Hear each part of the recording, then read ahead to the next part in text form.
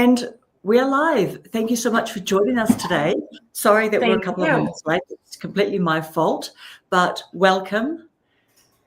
And today we have got Evie and Julie on. Hello. Hello.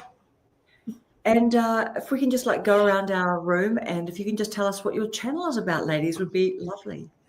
All right. Go ahead, Julie. Okay, I'll do that. Hi, everybody. My name is Julie Jordan Scott. I'm also known as a creative life midwife.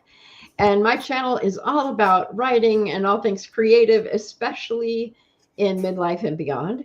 I also do a lot of outdoorsy type videos and traveling as I'm kind of coming into my own in this new stage of my life. So there's some new, what I call newbie nomad, because I'm experimenting with nomadic living, which is a delight. And tomorrow, for the first time ever, I'm going to have a video about my YouTube growth journey, just kind of what I've been playing with, experimenting with, like coming live with other people. And so I'm doing that. That'll come out tomorrow. I'm very excited about that. Nice. Hi, Debbie. Hey, Debbie. Hello, Reva. Julie, this is Debbie I was talking to you about. Oh, okay, cool. I need to put my glasses on so I can see better. Hi, Steve. Hey, Steve. There we go. My name's Evie, and my channel is Evie's Retired. Yes, I changed the name slightly, but I'm trying to shorten it some and just still keep my name in it because my name wasn't in it the first time I named my channel. I'm a very small YouTuber, and I started this as a hobby when I retired, I started the channel in February. I retired in May. And I am here to have a good time and meet people and share what I'm doing and, watch other people in their journey. They don't have to be retired, but some of the same interests that I have. And that's it. I don't really have a niche. It's, today I did one on a bird cage, and it might be a road trip, or I did like 4 videos back to back on different things about the 70s. Those are fun. Growing up in the 70s. People love that kind of video too. They're so fun to make. I did one on my 5th grade year, and I couldn't believe how many little details I was remembering just as I was writing it down on the card to talk about it. That's a very popular writing prompt, by the way. I oftentimes give that to my coaching clients, my writing coaching clients, is to start with I remember, and then very specifically, I remember 5th grade. You write a little bit. I remember 5th grade. And as you write more, you get deeper. Every single time you write I remember, especially with something like 5th grade or Mrs. Smith's class or sitting next to Joanne or whatever it is, and just keep building on. Yep. It's amazing the details that come up. Yes. It's like, wow, you don't know how many treasures you have there in your memories. That's such a great idea for a video. I was in that video, I talked about these 2 girls. So I had changed schools, I changed towns, and I was used to doing that. But the size of the town, the size of the school, all the kids are different. And I picked these 2 girls that I wanted to be friends with, and they're walking on the playground holding hands, and I started following them. And they noticed, right? And so I finally just went up and I pulled their hands apart, and I'm holding their hands, and I said, I just want to be friends. Aww. And they paused and they said, okay. Aww. And so all of these years later, when I was pregnant with my first child, one of them threw a baby shower for me. And I was in an a cappella choir with 6 girls in it in high school. And the other girl that I became friends with finished making a dress that I had started, and I had to go to work and couldn't finish it. They ended up being lifelong friends. Just after saying, all I want is to be friends. That's so cute. I was in an a cappella choir too. Were you? Mm-hmm. I loved it. It's a lot of fun. I loved it. That's got to be quite hard. First of all, isn't that where you've got to be a good singer, right? Right. It helps. Yeah. Yeah, and there's no music, so you have to just be able to sing. Yeah, you have to have good pitch. There's Roz. Hey, Rosani. You have to listen well to each other too, because you get those harmonies going. Or if somebody's sick, you're singing second soprano instead of first. Mm-hmm. Wow. I was gonna say I was the first soprano who turned into an alto to support the alto section. But whenever my director needed someone to kind of, you know how this works, Evie, is to pull the other singers up. You know, she knew that I could hit the really high notes. So she was constantly taking me off of alto. And I'm like, why did you put me in alto if you're going to make me sing for soprano all the time? Yep. It's got to be like, I mean, do people generally have both of those as a strength? Soprano? No. Or if you can sing, yeah. No, you can like do first soprano, second soprano. I think second soprano is easier to sing unless you've been so accustomed to first soprano, because you always want to go up above everybody on the note. But then alto is hard because your vocal cords are shorter. So you're almost like, that's what it felt like to me. Yeah, it's like, ooh. I always say I pull in my Carly Simon voice when I get low. Simple Retirement, I forgot your name. Donna. Donna who knits. Yes, I agree, Donna, with the song. Yeah, why can't we be friends? That's so cute.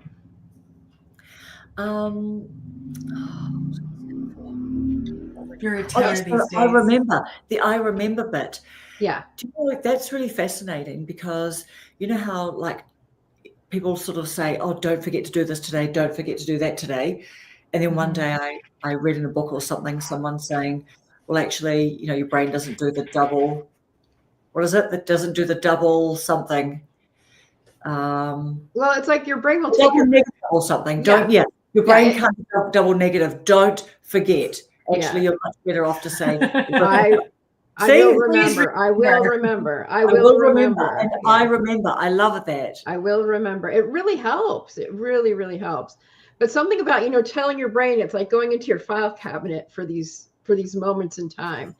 And and I think part of the thing is when you're writing, especially when you're writing by hand, I think it works even better, is that as you're writing, I remember, and then putting something after it, it's like every time you write, I remember again, it just goes deeper. Your brain just takes you in all kinds of places. So it's really fun.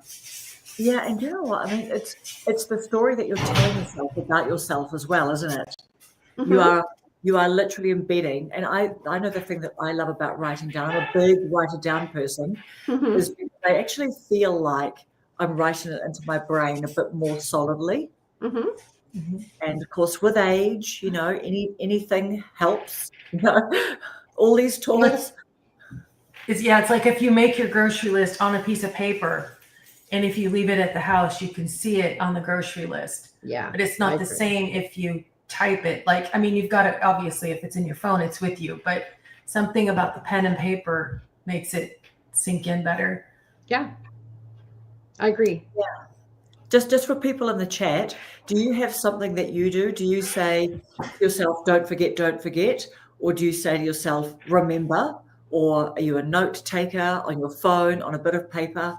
What do you do? I totally agree with what you say, Evie, that there's something that's just skimming along the top somehow. Thank you, darling. Skimming along the top somehow, isn't it? Like when you're tapping into a phone, it's totally different from writing on a little scrap of paper. Yeah, people say, or I would say, they say that studies have shown that writing with a pencil or pen and paper is a different brain. It affects different parts of your brain. I don't know for certain, I can't say, but I do know that that writing on a paper is just more helpful to me. On the other hand, since I'm a writing coach, I'll just say this. Some people, like my brother-in-law, he writes music on his phone, and he says he started doing that because when he put it on paper, it made him feel like it was permanent. And when he wrote it on his phone, it was less intimidating to him. I found that very interesting. And of course, as a coach, I would want to help him work around that, because to me, there's a lot of power in both ways. And that's another thing with me. If people are like, I can't write it on paper, I'm like, fine, we'll start with the keyboard. And then later on, you can practice with a piece of paper. So the best approach is just to work with whatever the person feels more comfortable with to start. Because any writing is better than no writing at all. Yeah, definitely. And Donna's got here, her daughter's an author. I could never come up with the details in it to write an entire book. Well, Donna, you might be surprised, actually. Yeah. And Paul is here. Look at Paul's in the house. Because you've been you're still writing your book, aren't you, Julie? Yeah, I'm finished. In fact, Sounds I connected with my book designer today. That was very exciting. I've written books before, but this is the first one. Your book jacket designer. Yeah, she designs the interior and she does some covers, but I might find another cover designer because that's not her forte. Right. So we're missing you too, Paula. But yeah, she does beautiful interior. Yeah, Paula's got a big day tomorrow. Big day. Because it's a long weekend. Hello, Susan. Hello, Deb and Nancy. It's good to see everybody. Yeah, good to see everyone. Paula and Susan, do you guys want to do me a favor and send Peter a little bit of a quick message? He was keen to come on tonight, and I sent him the link, but he may be doing other and better things. Not that we can imagine what could be better than hanging out with us, but seriously, come on, Peter. How could you be missing all of us? Yeah, next week. Yeah. So the topic that we're talking about today, amongst just like general chilling and chatting with you and just seeing how everyone's week has been, is that we just thought that we would just talk about something that we've learned this week. It can be anything at all. It can be about YouTube if you're a YouTuber. It can be just about anything else. So who would like to start? Evie or Julie? A little of both. Do you want to start, Julie, or do you want me to? No, I introduced myself first. You can go first. Okay. I think I already knew this, but I think it became real to me that there is no figuring out what kind of video people will click on and watch. You can try as hard as you can with your thumbnail, your title, make a good video, and it does nothing. And then you just kind of like toss one out there because you had something to say or you just wanted to share a little something, and people absolutely love it. I mean, not that I'm very small channel. I'm just saying that the feedback is, people are talking to me about it, and I can't figure out I would like to make something that they would like to watch, but I can't ever figure that out. And I haven't been able to. Well, you did have your viral video. Yeah, that was in May. That was the end of May. Yeah. And again, that was nothing. It was record the way to work and record the way home and post it. That was it. I mean, so was it up the road? Was it you talking? It was two clips. So were you talking or was it the road? That's what I'm curious about. What's that? Was the video of you like talking to the phone, or was it the road? No, it was me talking. It was the camera was on me. Okay, I was like, "Hey, it's my last day of work," and then after the day ended, I got back in the car and I turned the camera on. I was like, "Well, it's over." I haven't watched it again. I don't remember what it says. And then I went home, and the more and more views just kept coming. But I mean, I can only work a job for 31 years and retire one time. That's true. A one-hit wonder topic. Yeah. Good point. Well, you know what? I have to actually say that Gen X girl, Noelle, and I'm sure you guys have probably seen her channel. She does a lot of the, growing up in the 70s. Yeah. So that was a really big viral one for her. But then she has done, I want to say, at least 2 follow-up videos to that, which also did very well. So that could be interesting to go along and pop and see, but so she really addressed that again, talked about it again. Interesting. Thank you, Susan. Thank you so much. Hey, Eleanor. Yeah. And who was on? Did any of you guys catch Steve Brocky and Jay's live this morning? Oh, because so the topic came up, of course, about the style of videos and sort of how do you know what kinds of videos and stuff. So it's the eternal question, really, isn't it? Mm-hmm. It is, because if you watch people that are even successful or very successful, like I was watching a girl today I've watched for a long time, and she started off as a beauty channel, And then she changed it to kind of like she's a comedian and she's writing her own stuff. She went on tour across the United States. Wow. And she talks about how she gets the disappointment from her audience. No, you can't stop beauty. You have to stay with beauty. You can't branch off and go into a new, basically, career. And I think that that's kind of the bad thing about getting too much of a small niche is you're going to run out of material and you're going to get tired of it. I shouldn't say you're going to. I should say I'm going to. Yeah. I don't want it to be a job. I want it to be fun. What am I going to do today and how am I going to share it? Yeah, I often say my niche is being myself and being in this particular age. And yes, I write, and yes, I act, and yes, I do poetry performance, and yes, I'm a mom of adult children. And so, and yes, I love to go outside. I love to go hiking. I love to go for morning walks. And it's pretty much about, you know, living my life at this age. So I feel like that's enough. Because I've been on the online space for so long, and that whole message of niche down, niche down, niche down, niche down, I finally just said, I'm not going to do it. I'll niche down to my age, and I'm having fun, and that's the important thing. I'd say something I learned this week. There's a couple things I learned. Let's go with the first one. Is I've learned that I'm much happier with my videos when I stop trying to do what everybody tells me to do, and when instead I just step into being who I am. And there's hit and miss, and I live with that. I just look at it all as a playful experiment, which has kind of been my way of living since I left my county job many years ago. And I've been so much happier since I just finally made that decision. And so people will watch my videos, hopefully, and some of them won't like that I'm talking about writing, or they won't. Like I did a video that I published yesterday that was about gratitude lists, because gratitude lists are a great way to start writing if you don't write and you want to write. It is such an easy entry point. And so some people might not like when I talk about writing other ways, but you know, hey, I'm just going to run with kind of what my intuition tells me and do the best I can with the descriptions and the thumbnails and continuing to engage. But I will tell you what I learned, because it has to do with YouTube, but doesn't have to do with YouTube. And I was telling Evie when I got here. So I live very close to the Appalachian Trail in Northwest New Jersey. And I love it. I love it so much. And one of my first friends is, one of my first YouTube friends were section hikers of the Appalachian Trail. And I learned about my neighborhood, the trail neighborhood that I live in, because I live close to it from two directions. It literally wraps around from the west of me to the east of me. And I can reach it in both directions. I can even reach it north of me too.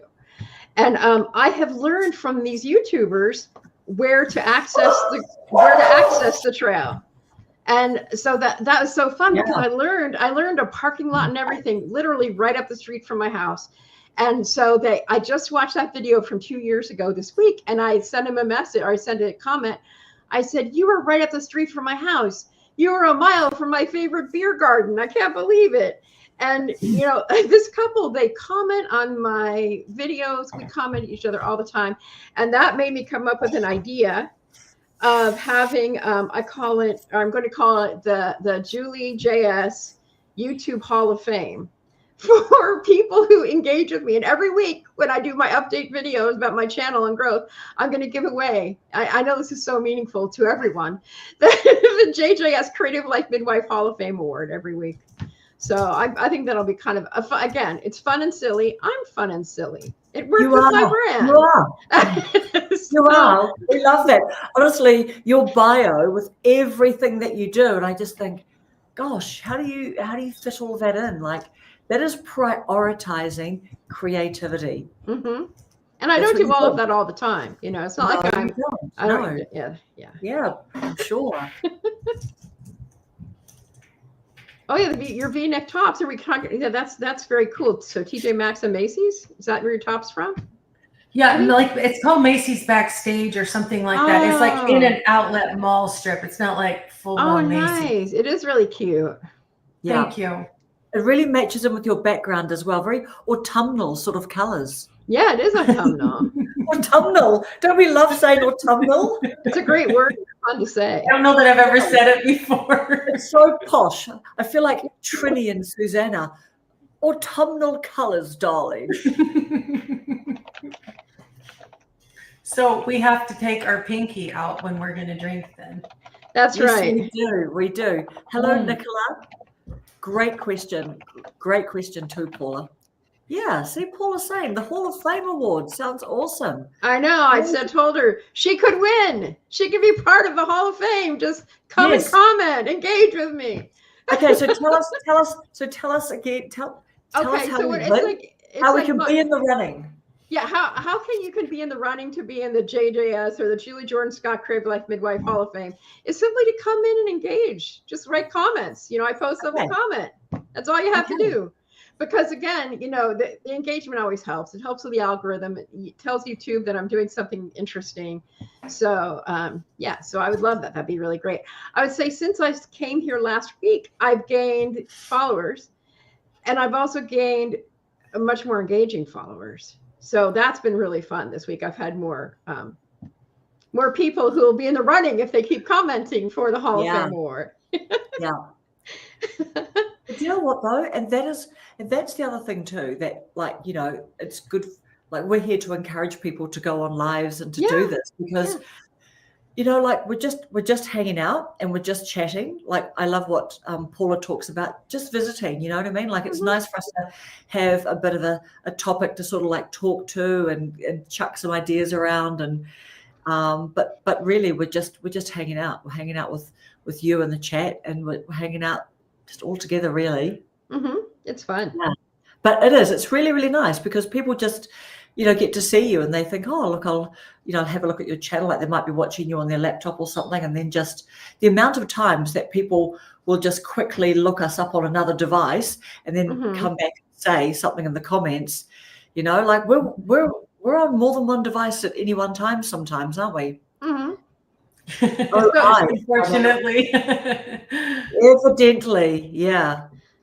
So Karen, what have you learned this week? You haven't said anything. What have I learned this week? Do you know what? So I did my first solo live this week. Very good. I did. And the very first one that was nearly solo, but actually you can't say it was, but it was with my son. And I think before we sort of did absolutely. Yep. Here's to little pinky fingers up and autumnal colours, bird cage cleaning clothes, autumnal colours. And so, do you know what? I tell you what I tried to do. I tried to use some new tech because I've been watching and this is truly what I believe. Like people don't actually care. Like they 90% don't care about your tech, at least 90%. Like if you've got your visuals are good enough, if your audio, is good enough, I think that's good enough. But I've been watching Rob the Maritimer, of course, but we cannot compare ourselves to his tech, but he's got such his visuals are really, really good because he uses quite a fancy camera, I think. And also he's got like a really nice sort of audio. But Steve Brocky, who is like our size channels, I've been seeing him like plug in his microphone and he's been using his camera as well. And he's been looking pretty sharp. So I thought maybe I should, try my vlogging camera, my Sony ZV-1 and see if I can rig that up. So I practiced with that a couple of times and I thought, yes, I can do that. But then on the night of doing my live, the audio seemed to be working and I just didn't like the way that the Sony, and I just thought, oh my God, I think I look really terrible. I don't know. So I just bailed out of that. And then I had internet crashed a couple of times and I didn't want to come back on after the second time it crashed because I was just so panicked and embarrassed. But, you do, because you don't invite people to a party and then run into a bedroom as soon as the booze runs out or something. You know what I mean? Not that I'm the booze running out if I don't come back on the live, but all of that is to say some really nice things happened. And this was one of them. Hello, Peter. Hello, ladies. Sorry I'm late. I was helping my mother with a technical issue that she's been having with her computer. Amazing. I love that. Yeah, that's kind of you to help. Pardon? I said that's kind of you to help her like that. Well, she rang me and said that like she was having some problems with her computer, so I hooked up to her computer from my computer and was walking her through it all. But Nice. she just had some. She just updated her software. Updated like there was a Windows update and something wasn't working properly for her, so I had to go in and have a look at what update it was, and then I could work out where the problem was that she was having. So, but thankfully she's all sorted now. Yeah. And also, Peter, you're looking to start up a business doing that as well at some stage, aren't you? Yes. Yeah. Yeah. I think I'm primarily going to be looking to do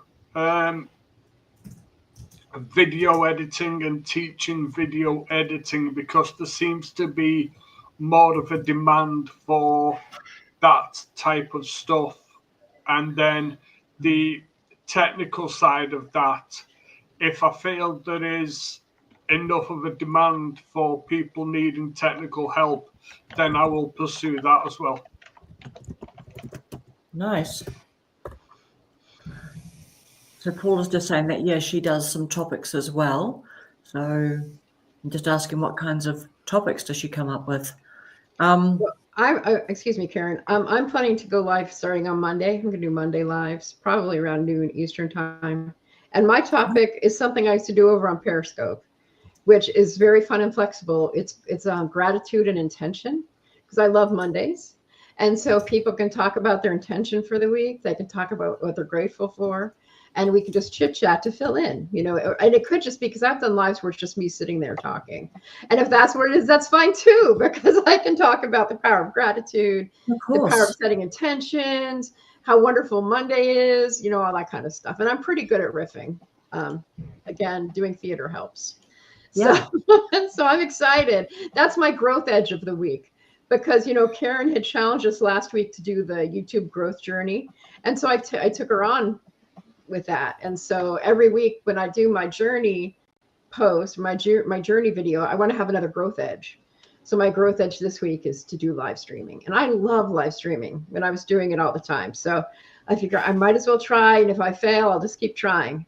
And it certainly you won't fail. But and also you've been a radio host as well. So yeah. You had with your theatre and all your creative stuff and your personality. Well, thank you. Hello, Reva. Reva's here. She's been here for a little while. Nancy, great. That's so exciting, Nancy. That's so exciting. Is Nancy making my own lane? Is that Yes. Nancy? Oh, great. Yeah. Nancy's my mom's name. Yeah. She makes, I've been catching up on Nancy's videos, just like, just talking about the challenges and stuff of like the whole RV life and how it's not like Instagram, the Instagram highlight reels. Yeah. So really, really enjoying your videos, Nancy. And yeah, make sure you tell us, like, make sure we've got, if anyone's, sub to your channel, make sure you've got all notifications on. I need to actually change that in my YouTube settings. I need to make sure that my default, because I seem to just be on personalized. I don't know if YouTube Studio defaults to that. I don't think that I've chosen that as opposed to all, but anyway, we make sure. What about you guys? Have you noticed that? Are you subscribed to all notifications from someone or all of someone's content, or just like personalized? Have you noticed? Notice what I do personally? Yeah, what do you do? Yeah, sure. Yeah. If I subscribe, it my default seems to be personalized, but I don't know whether that was the YouTube Studio default or whether maybe years ago when I started being on YouTube, I did that. I think it does automatically default to personalized or all, but it doesn't come up with none or No. Yeah, and I've found that most of the time it just does go to personalized, and then when you actually go onto the channel, you do need to go to all notifications. Hello, Nicola, you lovely person. How are you? And everyone salivates over Nicola's cooking. And Oh, do you know the main thing? I've got on my radar that berry and the lemon and berry slice. So I've got that on my radar to make. But then I think that's been like a really popular one for Nicola. Then she goes and puts on the post again. Because, I'm watching what I'm eating at the moment. So I'm like not trying to rush into making all these sorts of goodies. But then it popped up on a post. Yeah, Peter the tech guy. I do. I know a little bit about a little bit. Yeah. I know a little bit about a lot, and I know a lot about a little bit. Yeah. Yes, please, Donna, tell us.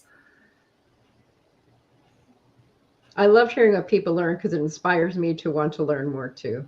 Mm-hmm. It's never too late to learn a lot of really cool things. No. And I've been listening to the audio book that I bought last night after last night's stream, and wow, that's going to take a while to get through. What book are you reading? It is called. Oh, is it Hormozzi's one? Did you buy Hormozzi's? No, the one of the many books that Trey mentioned to us. Power versus Force. Oh, interesting. So I don't know if you could know. Power versus Force. I'm going to write that down. Oh, it's a really good book. It just explains how science has found that humans can manifest things, and that manifestation is actually real, and you can vibe off it, eat other people, and you can get good vibes and bad vibes, and it's just so good. That's excellent. He had lots of recommendations for us. I was very surprised at how well he's a very well-read person. I mean, he had the Quran, he had the Bible, he had I think one from Hinduism. He had so many different books. He's very well. He's eclectic in his reading material, and it shows because he's very well spoken as well. That sounds great. And is it Austin Kleon? Is that or Klein Kleon? About called Just Create or something that. Yeah, I know who he is too. I've never read any of his books, but in fact, just today I was thinking I should just try it because I don't like the steal like an artist title. I just don't like that. I don't like the thought of stealing things. But now I'm thinking, okay, if he's so great, I should really just get over my dislike of the name. Because oftentimes when I don't like the name of a book, like Natalie Goldberg is a really great writer, and she wrote a book called Writing Down the Bones. It's a classic. And it took me like 2 years to finally read that book. And when I read it, when it ended, I literally cried. I was so sad it was over. Book nerd in the house. Big confession there. I've nearly finished my Diary of a CEO book. So oh, nice. That's been really interesting and eye-opening. Thank you. Yeah, that's great. So tell us what's in that book. Like, has it been? What's new? What's new that we haven't sort of like ascertained? From just watching Stephen Bartlett's videos. It's about one of the big things that I found, or what he teaches in the book, is don't tell people information. Ask people for information, because then when you ask them, you're in a better place to help them with what they may need. And if you're not if you don't know about what it is that they need, you can then either delegate that to somebody who is more educated in that subject, or you can take that opportunity to learn that subject yourself. Yeah. It just so many pearls of wisdom in his book. It's like you have to. He says that you have to fight for the first 5 seconds. So, like, when you first meet somebody, the first 5 seconds, like, you know, making the first impression. And it's all about making, like, the smart choices and being around the right people to help you with your networking skills. Yeah. And also I've noticed that his merch, he's got like a pack of, I believe these are the questions, aren't they? That the sorts of questions that they ask.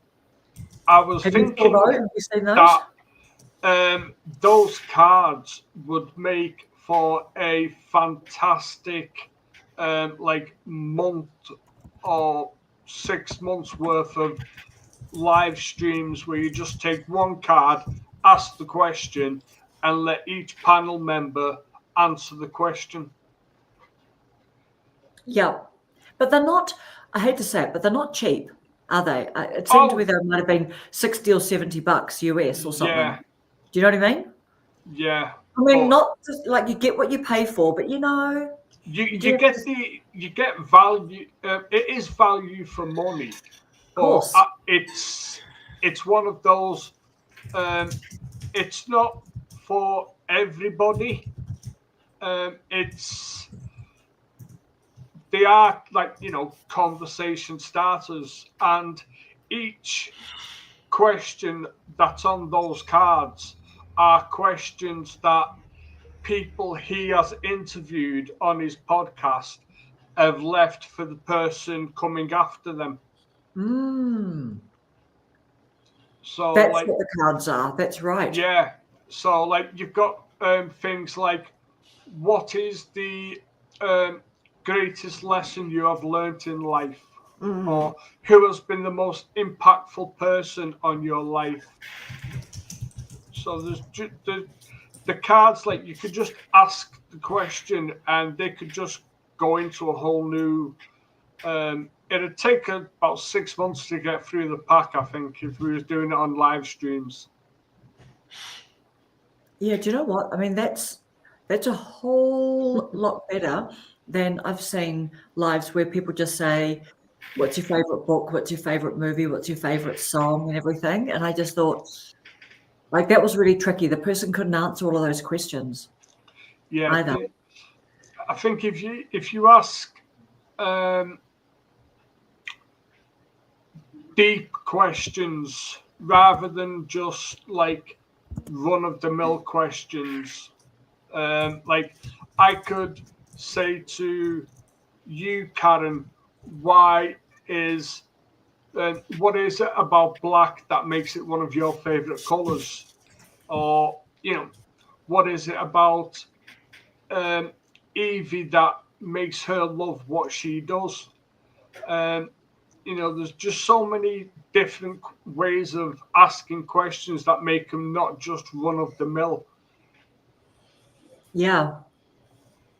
And have you guys, tell me, have any of you happened upon Stephen Bartlett's, like, his social media manager person? I think her name is Grace somebody, and she's just left working for DOAC, and she's now, like, got a new YouTube channel, and she's, like, vlogging quite a lot. So you have, Evie or Julie, have you guys happened upon her?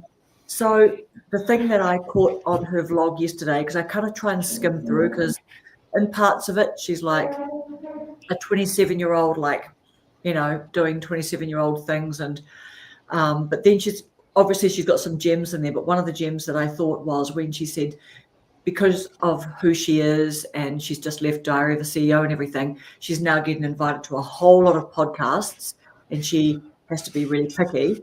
And she just said it's a bit tiring when she just gets asked the same old unimaginative sort of, questions that, you know what I mean? Like, so she's just really picky. So yeah, you can't just. I think when you're interviewing somebody, it's disrespectful to the person you're interviewing if you have not done like some deep research about that person. So that you can ask them questions that they might not have been asked before because people just haven't been interested in that part of their life, whereas that person might really want to talk about it. I would say from my background in radio is we would ask guests to, and some people who haven't done much guesting don't know this, but we ask the guests for questions that they want to be asked. So yes, we do our own research, but also we literally say, what do you want to be asked? Sometimes I ask people in my coaching, what question do you not want me to ask? Because that actually really gets some great conversations going. The other person I wanted to recommend for really great questions is named Priya Parker, and I'll put it in the chat. She's not much on YouTube, but she is on Instagram, and she has something she calls magical questions. And what magical questions, how they work is if you're in a group, there are questions that are interesting. Every person wants to answer it, and every person wants to hear what the other person is going to say. And one of my family members is on the autism spectrum, and they really want to communicate, but they really don't know how to start conversations. So in my household, we've really gotten into asking great questions. And so then like at a mealtime, everybody participates and everybody is interested in what everybody says. And it's not like one person doing all the talking, it's literally every person. And you learn new things about people. It's great to get to know people because you'll find all kinds of really fun things. So if you look for her on Instagram, you will not be disappointed if you're looking for really good discussion questions. So nice. I read them every time she comes across my feed. I watch to see what the question is she's asking. And we even built our vocabulary when I was in California last time. My daughters, one of the questions was about said convivial in it. Like, what is the time that you had a very convivial conversation or experience, something like that? And so now we joke, we always have to put convivial somewhere in our conversation because it's such a fun word. Yeah. I mean, just like today we were talking about autumnal. Yes, autumnal, exactly. Autumnal. I love that word. Another set of like conversation cards that follow the I believe it's the Japanese philosophy. It's called Ikigai. Oh yeah. And that is something that I'm looking at buying because those are some like one of the cards just says what is success to you? And, for each person, that's going to be a different answer. Mm-hmm. And I think there's like 120 something cards. But the whole Ikigai thing is all about what we do. It's like, what does the world need? What can you do? What do you enjoy? And what will people pay for? It's like finding the center part of all of those elements is known as finding your Ikigai. Yes, and is it Matt Gray? Is it Matt Gray that talks about it? Do you guys watch him? He's that guy living that uber zen lifestyle, and he's out in the middle of the Amazon forest in some giant bougie treehouse thing. Is it Matt Gray? I don't know. I'm not sure. Reva knows. Is Gray his last name, Reva? I think that I've heard her talk about a Matt. For some reason, I Yeah, think. I've known other people who talk about Ikigai. I'm familiar with the term, so. Yeah. Yeah.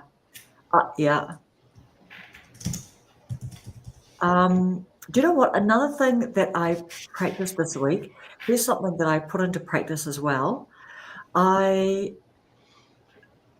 First of all, I was very lucky to be on live at Learn with Trey yesterday that Reva was hosting. I was very lucky to be on that with her and a lot of her friends and revealers. But one of the things that I saw a podcaster, like someone who I really love their podcasting style, but they said that they do research on the person, and obviously that person's like in their mind and everything, and they're watching their stuff and listening to them. But they said that they don't pre-plan any questions because they said they just want to be really, who was it? I'll try and think who it was. But they just want to be really present in the conversation and just take it really naturally. So I tried that yesterday. I rewatched all of Trey's videos, and I just tried to think, right, there's going to be so many people on the live coming through the chat, actually on the panel, and I'm just going to try and be. So, but that felt a little bit like it felt a little bit running fast and loose. Do you know what I mean? Like I felt a bit freaked about that, thinking, oh, am I just not going to have any questions to ask? But it just made me tune in and just be present, and then a couple of things I came up with. I was pleased I came up with them just because I guess my headspace was just free. You know what I mean? So yeah, I think for that, like I said yesterday, that was just a special moment. Everybody walked away from that a different person. Whether that was a shift in mindset, a shift in motivation, some gems of education. There were times when it was emotional. There were times when it was just funny and laughter, and it was just an amazing experience. it was. Yep. He's good fun, man. He's good fun. Oh, and he's all the people on there. Yeah. I need to look up the videos for the Muppet or the puppet, sorry. Yeah. That, oh my goodness. Keisha, is it Keisha Jones? Keisha Jones. Yeah. Wow.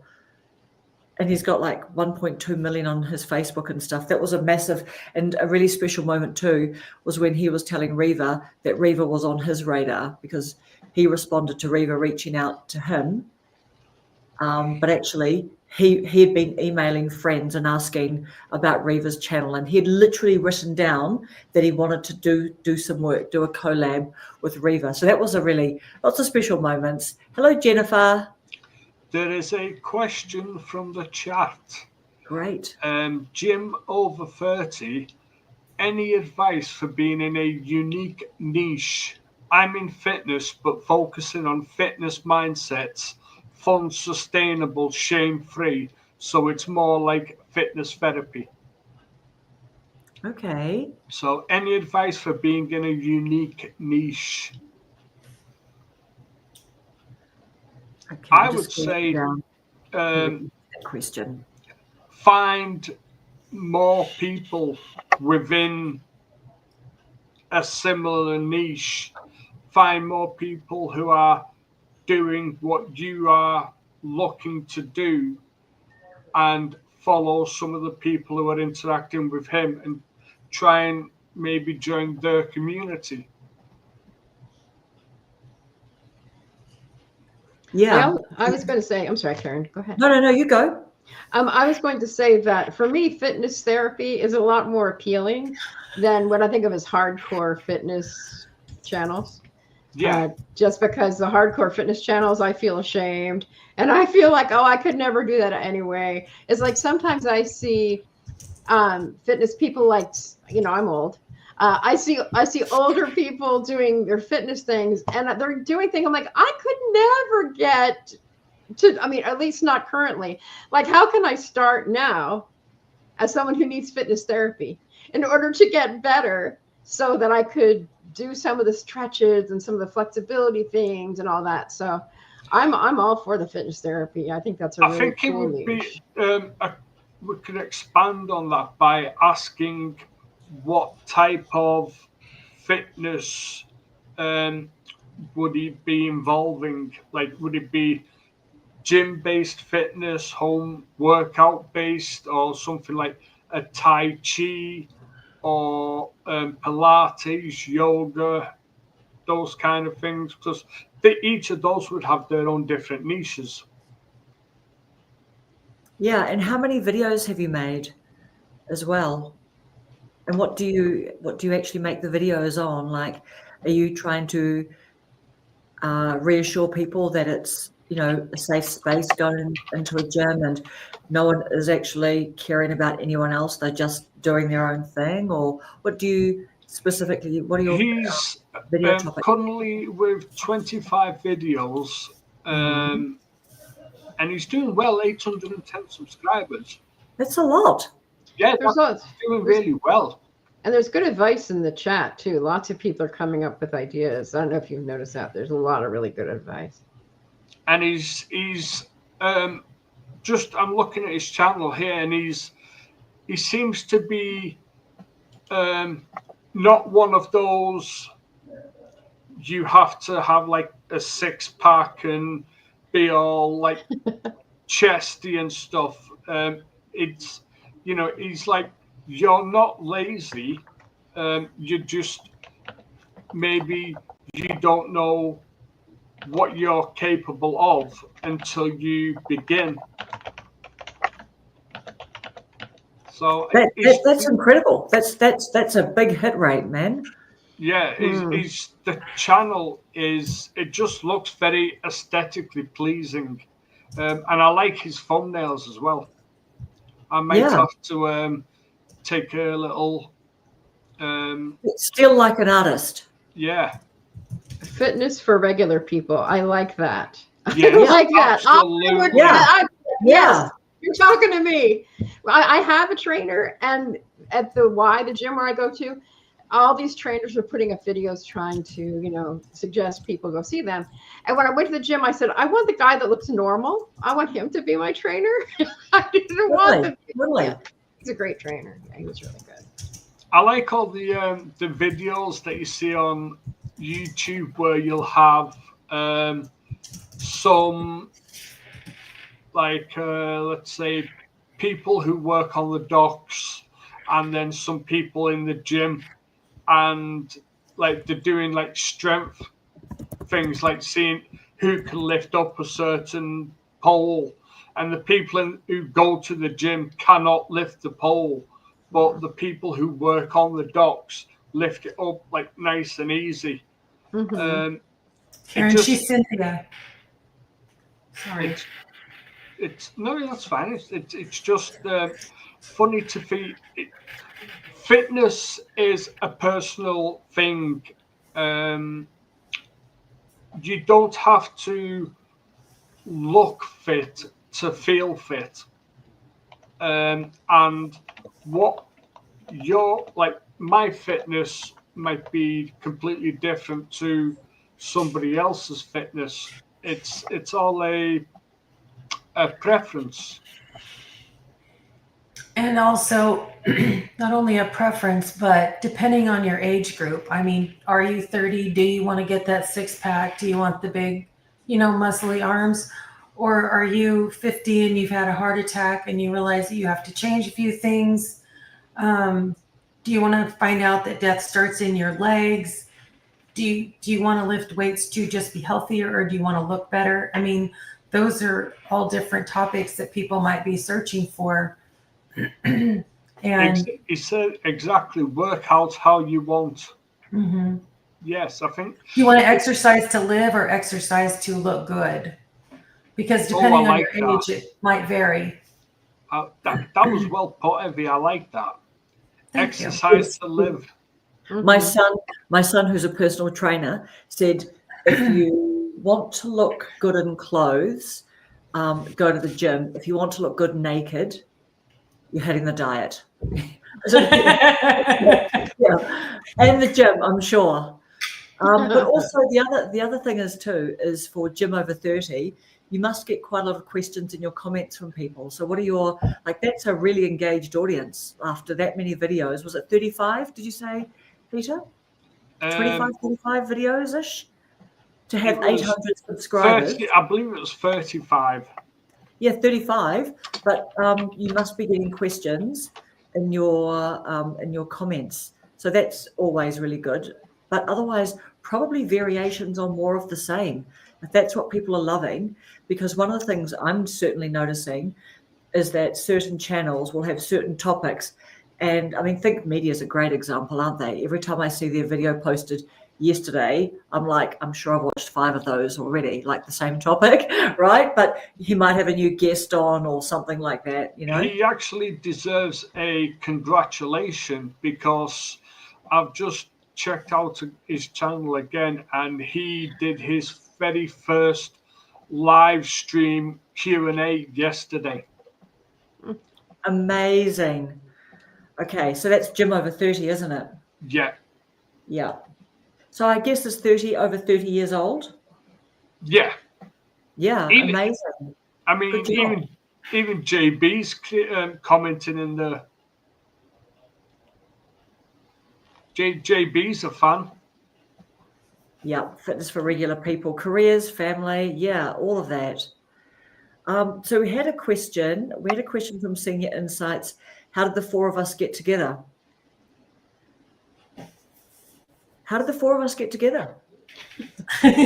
Rob the I think you started a live, and I came on here in the chat. I think that's yeah. I think that's the commonality is we just happen to go on to a live and just get talking with people in the chat and found each other that way. Mm-hmm. Yep. And we're always like just extending, like, even, you know, and it's not everyone's cup of tea. Not everybody wants to go on a live, but like, it was interesting that, like, from last week when I said, hey, if anyone on here wants to come on a live, just drop one of us an email or drop me an email or something. So in this past week, and I know that everyone's got so much going on and you can't be engaging in everyone's channels and all of that kind of stuff, but it's, you know, like, so yeah, it's not everyone's cup of tea. So I didn't get anything this week, but just as a little reminder to anyone, if you want to come onto a group live, because this is like, it does feel a lot easier than going live on your own because it's just you. Hey, Evie, so how do you, I saw you say before, it's a lot more fun. You enjoyed it more than you thought you would. Yes, either on here or just alive, enjoying it more than, I think that being on here and doing a live and then going to my own helped, because the people that are on here are supporting each other rather than being competitive with each other. Yeah. And that's what's so important, is like the gym guy is asking questions and everyone is answering him to try to help him with what people might be looking for. Maybe we looked for it. And so the support in the community is what I like, rather than it being a competition to try to either get ahead or knock somebody down. This question would be for Karen. Can you talk about how lives help your watch hours over time versus regular videos? Amazing. Who's asking that question? Gym Over 30. Gym Over 30. Okay, I've got a fun thing to tell you guys. Just plugging in my computer. Another person to ask about that would be Mrs. Paula. Yeah. And what about you guys that are doing them? Like, how are you finding it? Jimbo? Can I please have a multi-plug on? Evie, how do you find it? You do live streams, don't you? Yes. And how do you find the live streams? Have you found any difference with your watch hours against normal regular videos? I don't look at any analytics at all. I don't know when people drop off. I don't know how long they watch it all. And I say that because I don't want the stress of trying to figure out and chase more views or making certain people happy. So I don't know if this sounds terrible to say this, but I'm making videos that I want to make, that I enjoy making. And I'm just enjoying the comments after a video is posted. And I didn't realize when I did my first live that it was going to post to my channel and that people would actually even go back and watch it. Yes. Well, he was just saying that he got 15 watch hours on his first live, including the replays, which was pretty crazy because it only had like 60 views total. Who was that, Peter? That's Jim over 50, 30. Yeah. And actually only 25 videos. So keep doing what you're doing. Yeah, definitely. Yeah. And if whatever you've got it is you're doing is working. Yeah. Definitely the lives definitely do contribute to watch hours. And I have to say, what started out, like, I got quite a few watch hours in the end. And I really believe this is because you came on, Peter, and Krista came on. You know what I mean? And Krista, yes. like, it just, and we went for a wee while, but definitely the lives, you'll get, you'll get some watch hours from those. And I think, and Rob the Maritimer, he's really encouraging everyone to do lives and saying if you really want to grow your watch hours, but also it's good for camera confidence and presence as well, just because you do get used to responding, which is so different to when we are talking, like recording ourselves and it's just us in a room or us somewhere. But actually, when you are interacting with the comments, you're actually just responding back quite naturally. So it's like you and the thing that you're recording on, it just becomes a bit more part of you, when you want to pick it up and interact with it, make a video, helps you really understand that you're talking to somebody. Would you guys agree with that? Yeah. I mean, we tell ourselves when we're making videos to imagine that we're just talking to one person, but at the same time, that's a one-sided conversation. Whereas if you're in a live, then that's no longer a one-sided conversation, and you get to like use your brain and actually interact with other people. Yeah. Okay, Susan really would like a chin-up video. I don't think I've ever done a chin-up. I could do a chin-up if it was just like lifting my head off the floor. Yeah, I was going to say that. I would be saying which chin, Yeah, which one? That's right. Which one? of my chins? Which ab and which chin? Actually, I do know which ab. Just got the one ab, I'm being silly. I was going to say just as long as I didn't chime in before on fitness, I like to really focus on mobility and functional fitness and balance and all of that, and it really helps. Really helps a lot because I'm not getting younger, so no. And I found that mobility has become a big thing. I'm on Instagram. I've had my channel for a long time, but I have a lot of many more followers on Instagram than here, and I see a lot of the fitness people are really into mobility right now. It might just be because that's what I watch, but I've heard it, from all age groups. I'm like, hey, 25-year-old, I didn't know that you'd be interested in mobility and in functional fitness too. So it all really helps. Tai Chi is all about mobility, and it's one of the it's widely recognized as one of the best forms of fitness for people of all ages. Yeah. I mean, do you know what? I think it's just smart business for young people. Like my son said, before he, became a personal trainer, he thought, oh, great, I'm going to get to work with young, fit, good-looking people and stuff. You know what I mean?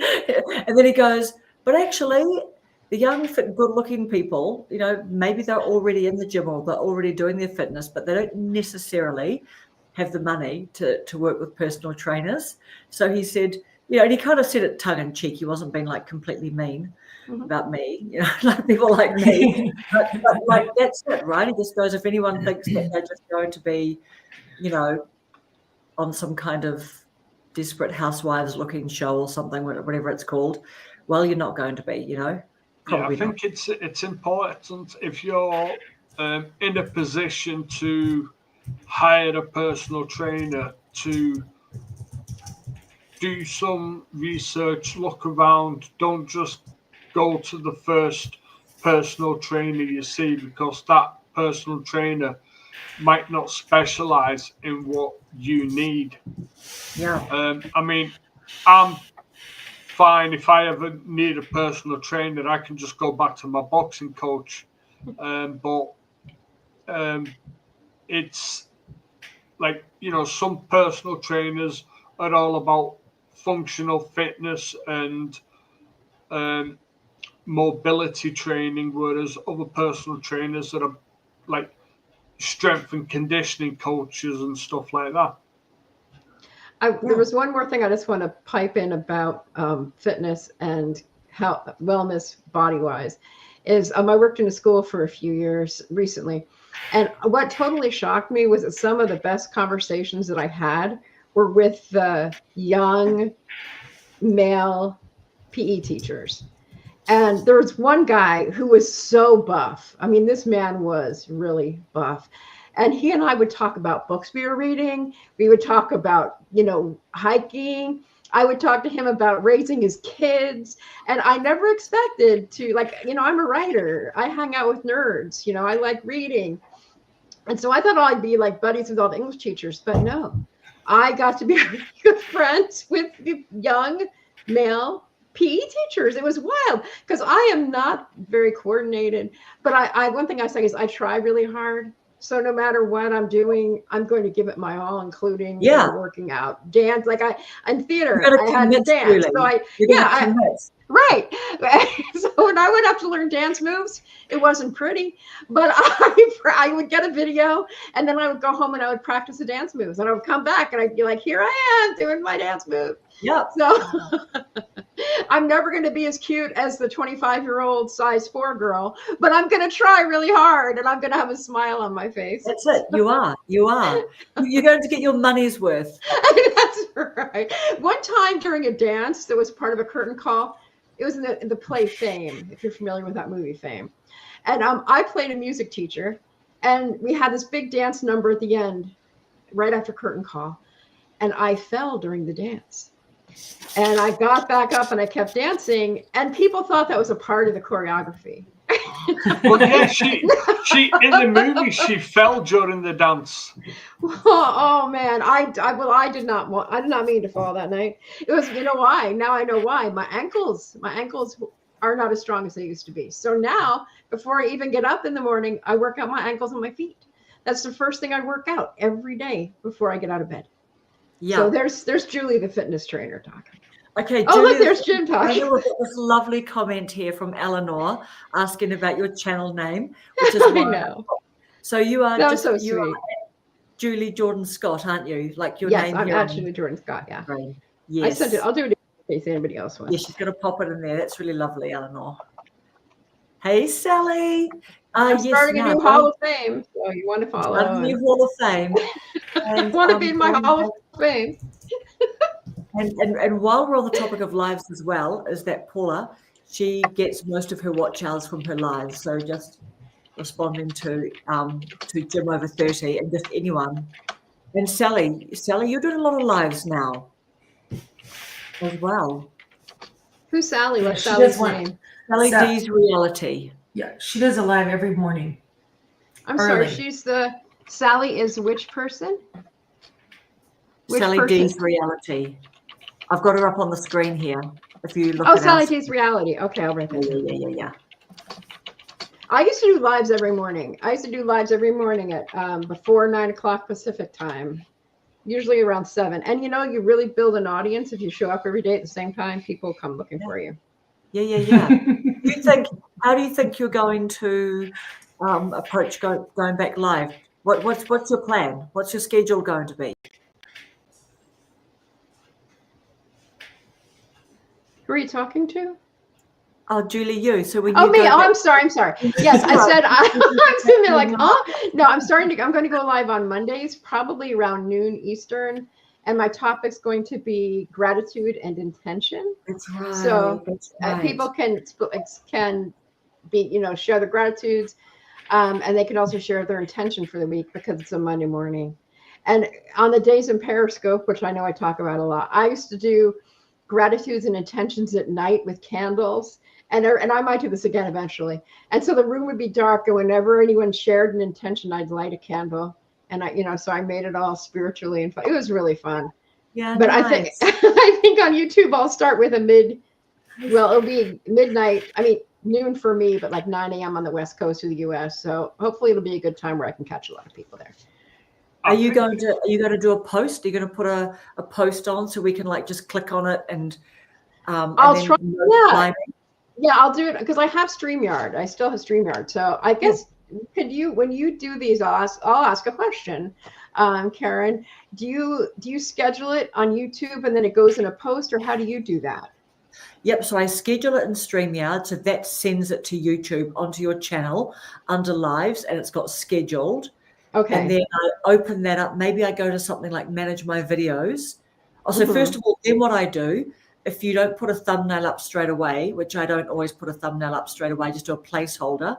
But you can in StreamYard put a thumbnail on.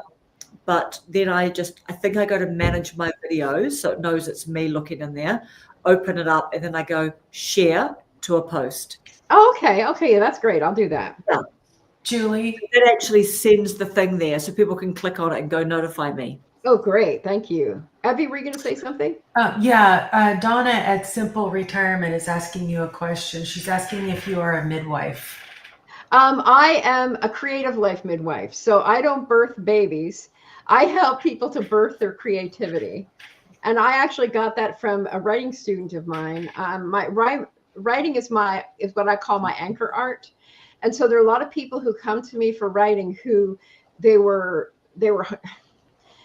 had writing teachers or English teachers who made them think they weren't good writers, or who somehow caused them to think to lose their confidence. And so this student in some of my online classes said, Julie, you midwife us into being artists. And so that's where I got the creative life midwife from. Yeah, so, I love that. I am really into natural childbirth, though. I could talk about childbirth till the end of time. I had all my babies with no medicine. Yeah, I'm kind of crazy that way. Thank you for asking. You've got grit. You've got grit. Okay, so it's Mohith. Of course, I heard Jade calling you by your name, of course, this morning, Jim over 30. All right. Susan said, no, Thank you, but Debbie. Call the Midwife is a great series. It is. I love that show. One of my favorites all time. Yes, what is it called? Call the Midwife. Oh, is that with Martin Clune? No, it's not. No, that's the doctor one. I don't know what Call the Midwife is. Hey, may I ask Paula a question? Paula, you said you did your first live sitting out in a field. Do you do your lives on the phone? Because that's how I always did them on Periscope, and I would do them everywhere. I mostly did my lives outside or around town and stuff. And I do so much hiking and so much time in parks. I'm just wondering if you use your phone for that, or if anybody on here does. I think Paula left. Did she leave? Oh, okay. Mm-hmm. I think she uses her phone when she's doing dishes, and she uses her laptop when she's outside on her porch. Oh, on her porch, she uses her laptop. Okay. Yeah. I think. Okay. Okay, we've got some chin-up discussion. Yeah, there's a lot of chin-up fun stuff. Yeah, Susan's saying a chin-up video is a you can do it video. Keep your chin up. Oh, okay. Oh, Mohith would like to ask Karen, can you share more about your school community? Can I join if I'm under 40? You can. So I will have a little go at this. Just try and do a share screen. Let's have a look. Window. I feel so proud in this moment. I know. Peter taught me to do this. It was baptism by fire, wasn't it? Yes. Okay, so let's just go. Is that? It's not quite sharing, is it? There you go. Is that sharing it? Yeah, No. I can see it. No, You're that's sharing. That's not the one you want. I don't think that is the one I want. That looks really terrible. That's us. It's like all of us. That's You're us. sharing. That's what happens when I try and do OBS, to be honest. Would you like me to do it? Well, this is good practice for me. Okay. No, you're right, it is. It is good practice. I know. It's just stretching everyone's patience. Here we go. I am from the UK, from Liverpool. There we go. Look at that. There we go. So absolute legend. So it's YouTube over 40. If you just look up at YouTube, so at YouTube over 40. And the other thing I do want to just like bring slight attention to tomorrow night, if anyone's sort of in the UK sort of area, we've got an 8 p.m. coffee hour. It's not friendly to US times. It's more probably the other side of the world, just picking something and going with it. But yeah, it's one of the features of school where Sam Ovens talks about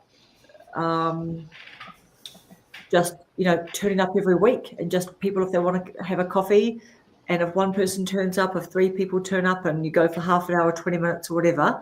So I'm doing my first one there this week, but absolutely you can join that. Are you doing that over video, Karen? Is it a video coffee chat?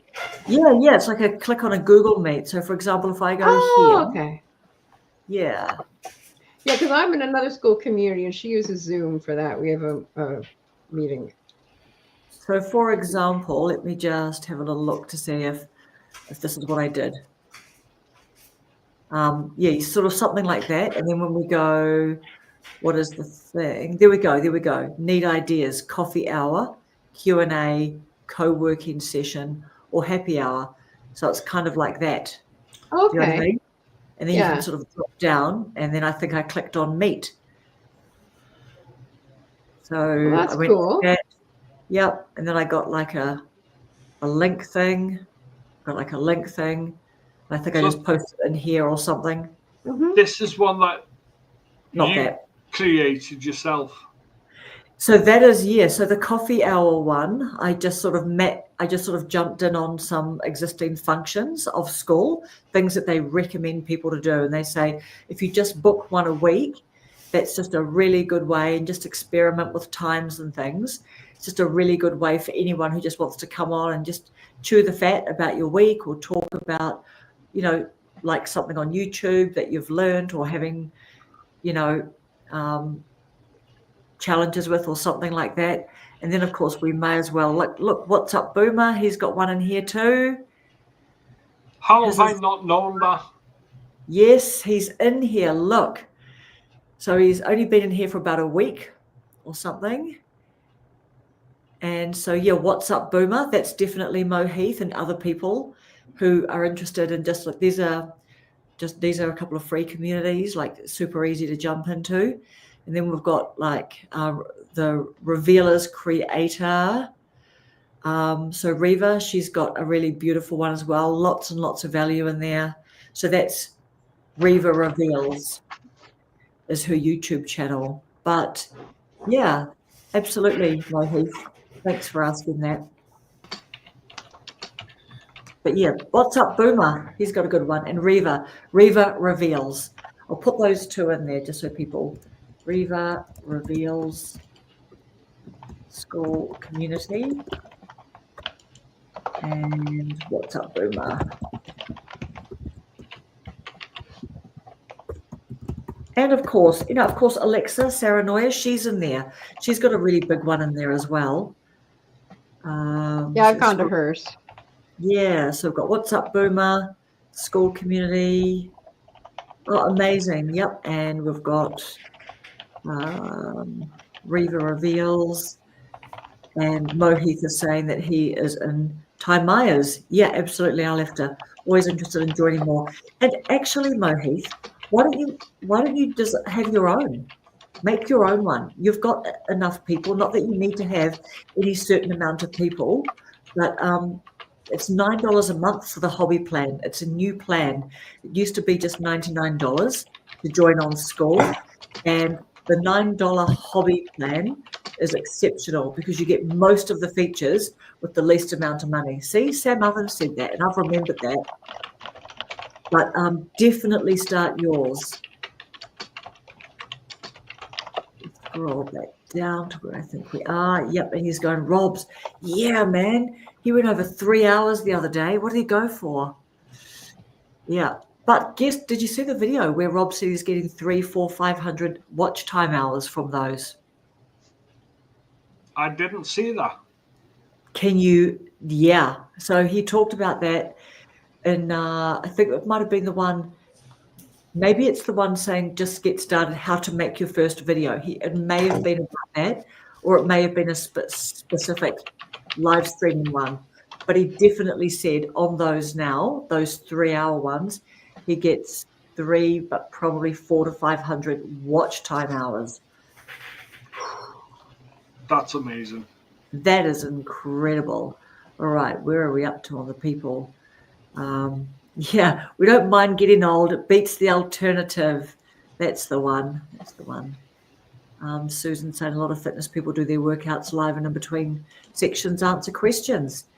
Yes. And that's the other thing too, Donna. I think Donna from Donna the Knitter was saying that she is wanting to go do some lives. But if you're knitting, you literally can just be watching your comments coming up and you don't have to type anything.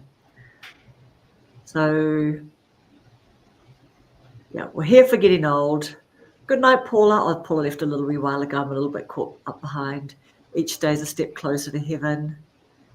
Susan thinks that you need to get Ty Myers next on the panel. Yeah, Ty Myers. Let's see. Yeah, he's got amazing stuff.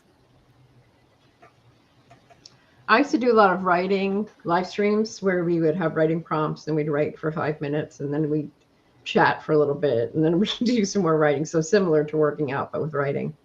Yeah. I think live streams can be so much fun if like people incorporate different kind of games, or like a live stream could be like an online group quiz. There's just so many ideas. Yeah, you can play fun games. Like I was thinking, playing Two Truths and a Lie would be a really fun game to play, and people in the chat can guess what the lie. If you've ever played that game, it's again really good fun way to get to know each other. Oh, I think we have a TV show here in the UK called Would I Lie to You, and brilliant. It's exactly what you're describing. It's a good car game. We played that. My kids and I played that in the car. Susan thinks a Friday live with writing prompts would be fun. Hey, we'll get you hooked up with that, Susan. Yeah. A new idea. There you go, Julie. Oh, sorry, yeah, Mohith. Yes, that is a great idea about the doing a bit of a workout and just people are, you're answering questions in between. You're all over this now. You're going to have your school community. You've done your first live. You've got some good ideas today. We're talking about getting topics out of your comments. Yep. Debbie loves that. Thanks for explaining. Call the Midwife is a great series. I have to write that down. Is that on like regular television or Netflix? The writing prompts in a live stream, how would that work? Okay, so how it works is I give I usually do I give a little very brief talk type thing, a little introduction, and then I give a short prompt, usually like a sentence starter. Sometimes we'll do a quote and a sentence starter. And then we'll write for a set amount of time, like 3 minutes. It's really brief on lives. And I usually play music or something while the writing time is. And then I give a cue, time's about up, finish that last sentence. And so yeah, and then I'm trying to remember what I would do to make sure people were finished. I might say heart, because in Periscope we'd have hearts. And so people would start pumping the hearts and I would know that they were back with me, that they were done writing. And then it would be like, okay, put your favorite sentence that you wrote in the comments, or what did that feel like, or what's a takeaway that you got. And so that's how I did it. Sometimes I did put something out called poetry and writing prompt because I'm a poet. And so I would read a poem, a short one. I had to be short. And then I would pick a line out of the poem and we would write from that line. That was a big hit. People loved those. And the thing about doing something like poetry and writing prompts is you're going to attract people who like poetry. So, and since I love poetry, that was a really good thing. But I really, like I said, I'm especially called to work with people who haven't written before because they don't think they can. And there's nothing like taking a person who doesn't think they can write and helping them to get their voice back, because that's what it's like. They literally get their voice back and they feel so much more confident when they can practice saying what they want to say, or what they've wanted to say for a long time but didn't know how, or didn't have the confidence. So that's how that works. I don't know a lot about poetry, but I do have a favorite part of a poem that is, I believe it's Rudyard Kipling's poem about if you can keep your head when all about you are losing theirs and blaming it on you. It resonates with me. No, that's great. Yeah, one of my frequent viewers really loved The Road Not Taken by Robert Frost. And that's a really fun poem to read also. And yeah, it's like everybody can relate to the road that we didn't take. The choice we could have made, but we chose differently. I mean, that's like such a universal theme. And how long, is that poem very long, Julie? No, it's very short. I think it's 3 stanzas. Do you want to want me to read it for you? Finding it for us and reading I'll find it. Because I'll find it. Which I'll do a demonstration. Yeah, that would be really, really lovely. And Not Taken by Robert Frost. Okay, so here we go. I will actually I'll put a link in the chat if people want to check it out. Because if you like poetry, they even have one with Robert Frost reading it. I take it back, it's 5 stanzas, but it's really quick. Lovely. So I'll put a link in the chat to the poem. Robert Frost was the Kennedy, JFK was a very big fan of him, John F. Kennedy. He was like the last poet laureate of the US who was very active in politics. What I mean is he was like an advisor, because the Kennedy family, most of them, not all of them, I won't say who is not all of them, but really love poetry. So here we go. Is everybody ready for Julie to read this? Okay. Yeah. This is called The Road Not Taken by Robert Frost.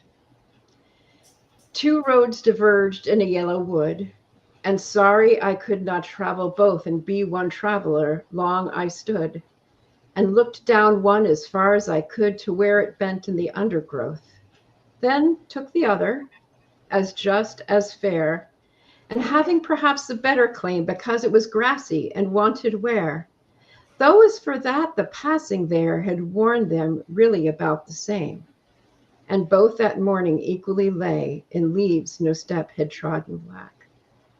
Oh, I kept the first for another day, yet knowing how way leads on to way, I doubted if I should ever come back. I shall be telling this with a sigh somewhere ages and ages hence. 2 roads diverged in a wood, and I took the one less traveled by, and that has made all the difference. That is The Road Not Taken by Robert Frost. That's powerful. That was beautifully read, Julie. Thank you. Yeah, so beautifully read. Oh my God. Anybody would think you've done that before. I have done that very before. Musical. You're very musical. Right. Thank you. I've read that on a trail, actually. The last time I read it was on a trail. And it was snowy. So we were walking on a snowy road. But thank you so much for your compliments. I appreciate it. Well, so what I would say, if I was doing poetry and writing prompts, I would say something like, think of a time when you took one road and you wondered what would have happened if you took the other. And so I would suggest that people write about that. Sometimes we do it live. I'd give them 5 minutes, but oftentimes I just let them go. But people, it's very meaningful, and that's what brings them back. And so people who don't think they like poetry, because a lot of people don't, again, just like having the teachers who criticized their writing or who told them they weren't good at it, it turns people off for their whole lives. So they think, like my dad said, I don't like poetry. And so I wrote a poem about hearing my grandfather in train whistles, a sonnet of all things, because I was practicing with that form. And so I wrote that poem. I gave it to my dad. Dad took that poem and read it to his sisters. And when they were at a family reunion, and then whenever they heard a train whistle, they talked about their father, my grandfather. And so my dad went from saying, I don't like poetry to, oh, I do like poetry. It has to be the right poem. He found meaning in a poem. Mm-hmm. And that to me was it makes me feel emotional because it helped me to connect my dad with something that I love. I love poetry. So thank you so much for letting me do that. I really appreciate it. Thank you for asking. We should definitely do that more often. But to be honest, that's a skill you have, and that you can, just bring something super interesting and different and fun for us. It's a lovely little experience. But you think about the whole poetry thing, that because it makes first of all, when was that poem written?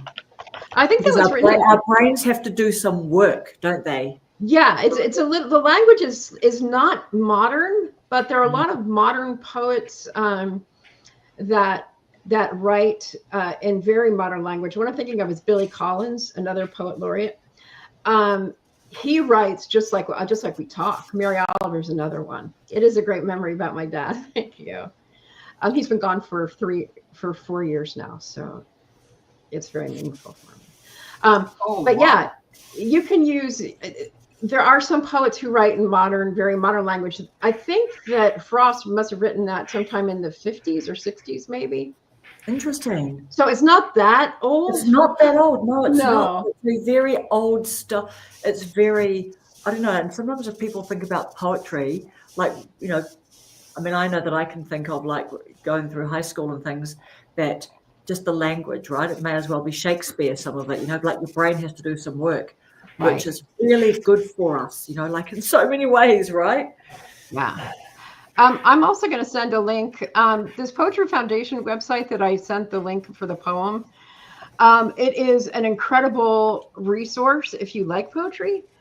They publish for free all of the issues of Poetry magazine. It's over 100 years old.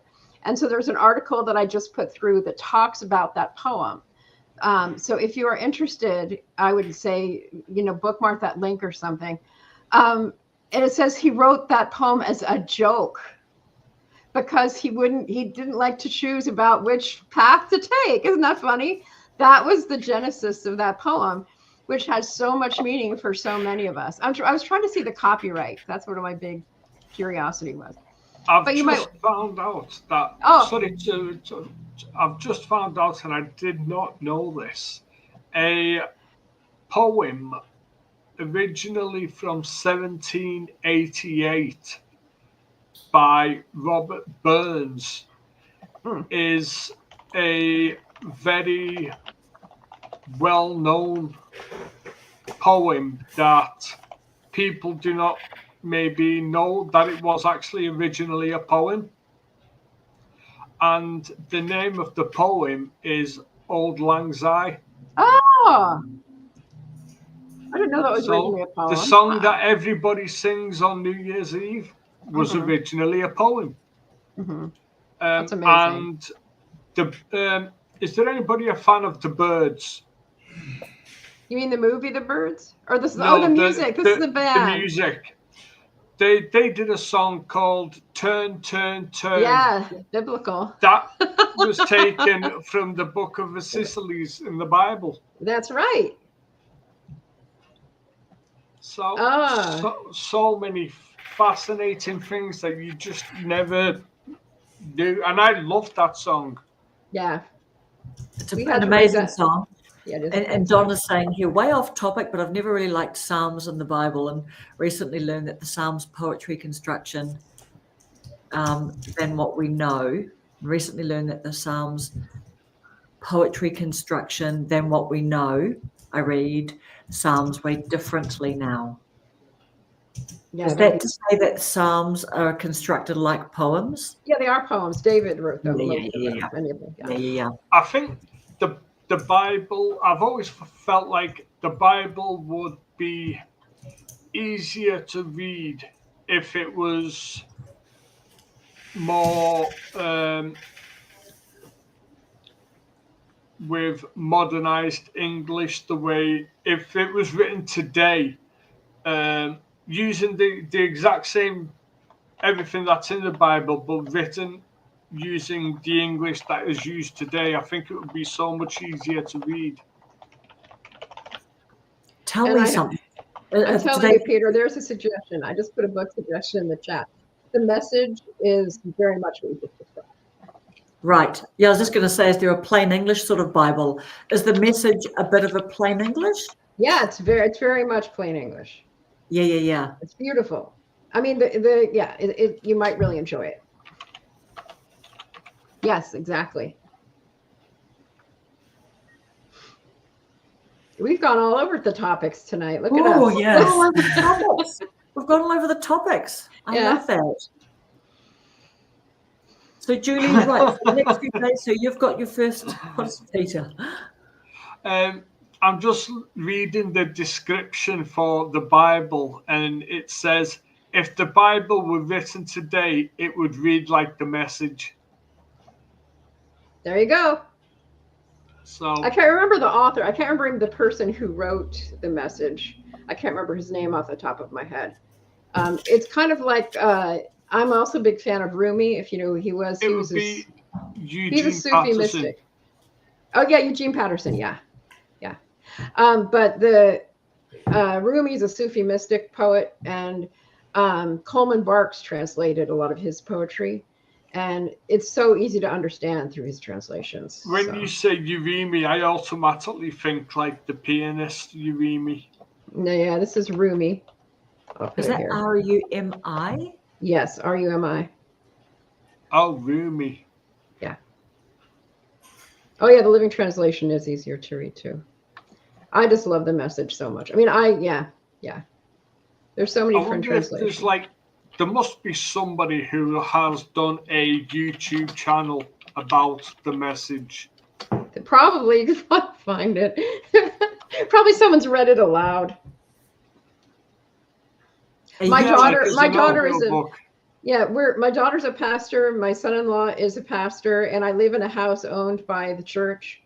And when I'm moving, I'm going to move to another church-owned home. So I could say that I know quite a bit. I have quite a bit of Bible. I know quite a bit of Bible things. Yeah, I love that. Quite a bit of Bible things. Yeah, I don't know what to say. I know a lot of theology. I could talk theology a lot too. Yeah. Mm-hmm. Taught Sunday school for years and years, and Bible study for many years. Right now, I just sing in the choir. And I love some of them. There's some songs that are sung in choirs are just amazing. Whenever I think of a choir singing, and I'm not thinking I have to stop myself thinking of the movie Sister Act, and I always think of the movie Home Alone.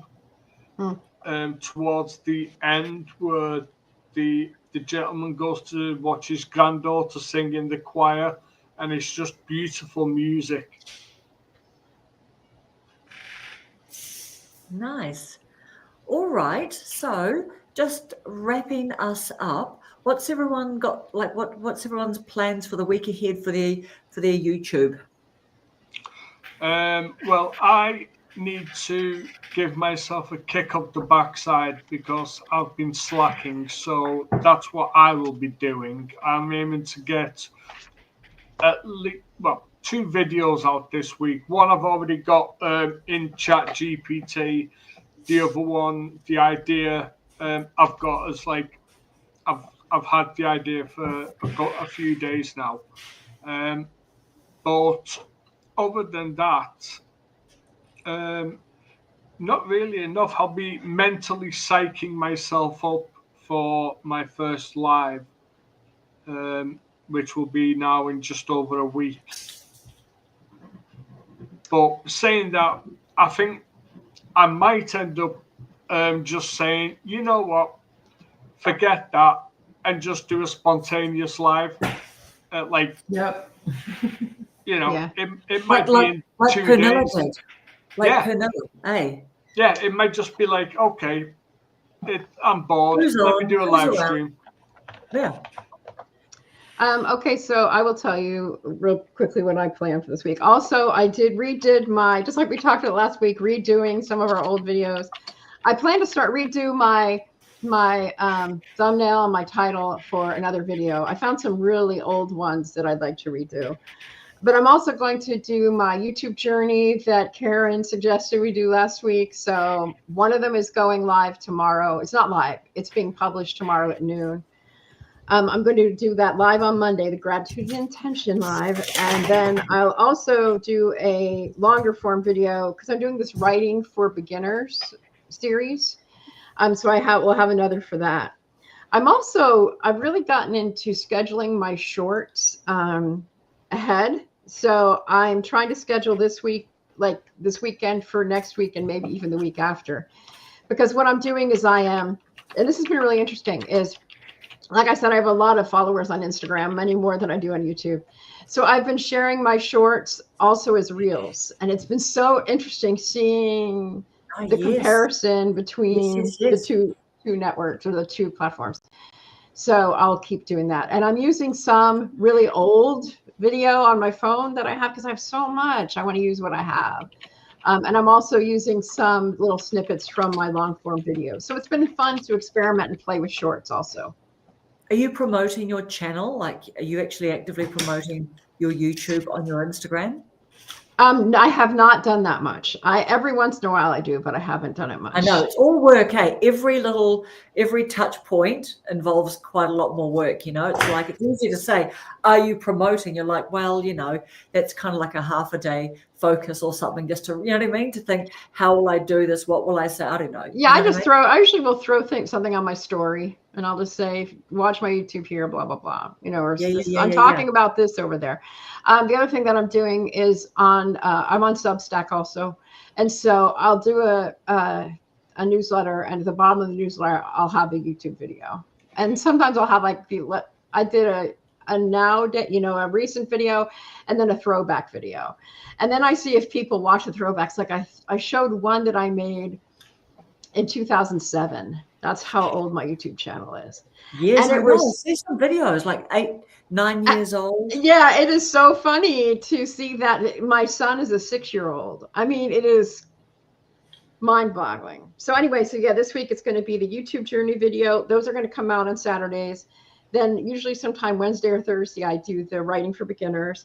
And then I'm starting with gratitude and intention on Mondays, and then shorts every day. And I always link in my shorts to a related video. Even if it's not directly related, the themes are the same. The writings for beginners video, will they be long form videos? Yeah, they're long form.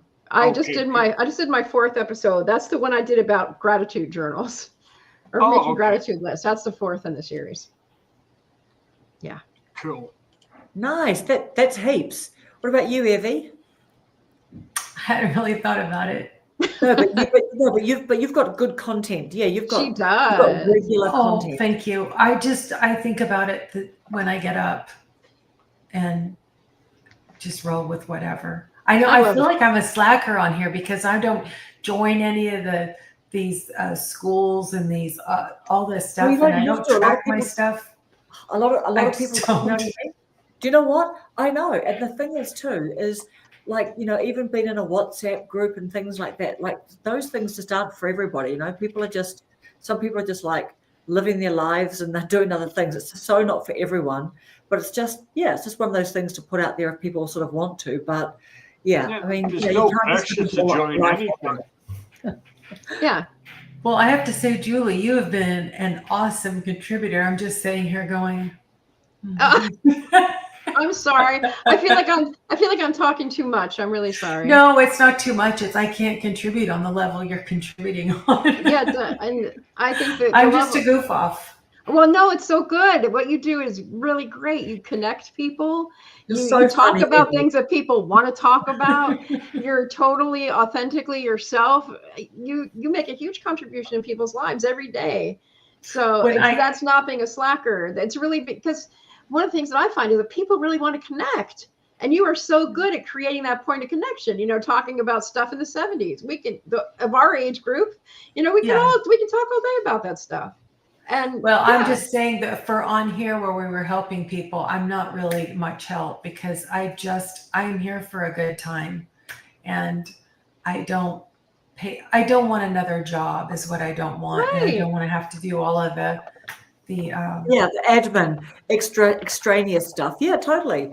If somebody wants to have a conversation and you know, that kind of thing, then I'm all in. Thank you, Jennifer. I saw what you said.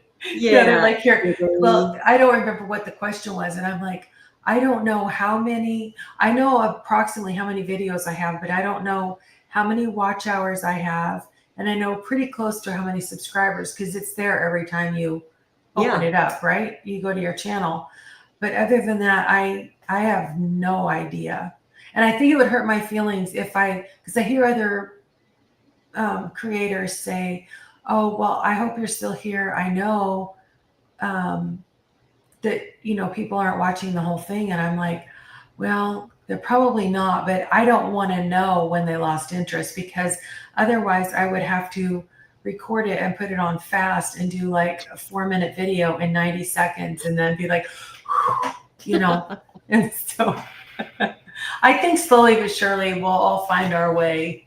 Yeah, but I think you guys are on a way faster track than I'm on. And do you know what? I'm not. Like, you've got way more subscribers than me, and I've been on here since like all year. I mean, you know what I mean? Like, just everyone's channel journey and subscriber growth is different. Yeah. But definitely, you know what I mean? Like, I don't know. There's nothing fast track about me. I mean, I probably get 2 new subscribers a week. And then maybe 1 or 2 might drop off. Do you know what I mean? Exactly. That's what happens to me too. That's the truth. And I'm more into the depth and the width. You know, I believe over time, some more numbers, hopefully, along with that. But it's like I'm into just having more, you know, like this is just a hangout time. That's what I think. Yeah. This is the most enjoyable, fun time of my week because we just get to hang out. We think of a bit of a little topic just to kind of like talk around and, you know, fill in a bit of gaps. But we are, you know, really interested in what, you know, other people are up to and just having a chat. So I'm totally here for a good time. And if we happen to help anybody, well, that's a bonus, you know? Yeah. Like, cool. Yeah. Absolutely. Yeah. Amazing. So we've got some really nice things in here. Being consistent. Yeah, it's still a work in progress. It's the one. Slower paced. I think we're all on a bit of a slower pace at the moment. Yeah, I think so too. Everyone's saying, like, Jennifer, I love your channel, Jennifer. Yep, she's got a really which one? Who is Jennifer? I don't know all these people's names. So Introvert in Alaska. Oh, okay. I've been wondering that. Let me write that down. I have my little notepad here. Okay. Yeah, I just want to shout out to everybody. Who's that person? Who's that? Jennifer is introvert in Alaska. And Jennifer, I really like your hair. Your hair is really pretty. Yeah. Hello, Chef Zed. Yeah, Jennifer, your video where you were talking about, you were in your car, in your vehicle, and you were talking about the medical procedures that you had been through. And I really felt like that I was just kind of like walking along the road and I was like, oh, hey. And I got in the car with you and we just sat there and talked. You really did a good job on that. Mm. So Donna, are you saying that someone left a comment on one of your videos saying that you wouldn't be a big YouTuber or they wouldn't be a big YouTuber? It sounds like they're saying you wouldn't be a big YouTuber, but you're honest. I know, it's just like, why even bother leaving a comment like that? Rude. Hope you deleted that comment. That's, that's people, Not everybody wants to be a big YouTuber. Exactly. I bet they were a really big YouTuber who left that for you.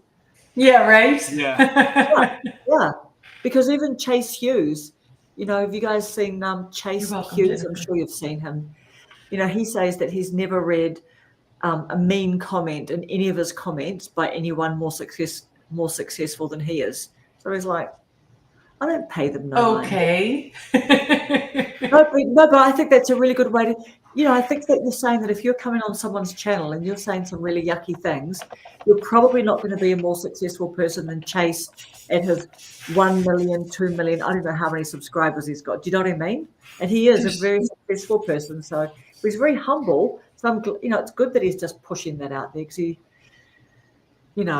just preach it, brother, I reckon. Yeah. Hope you just deleted their comment. Yeah, exactly. We have to do that.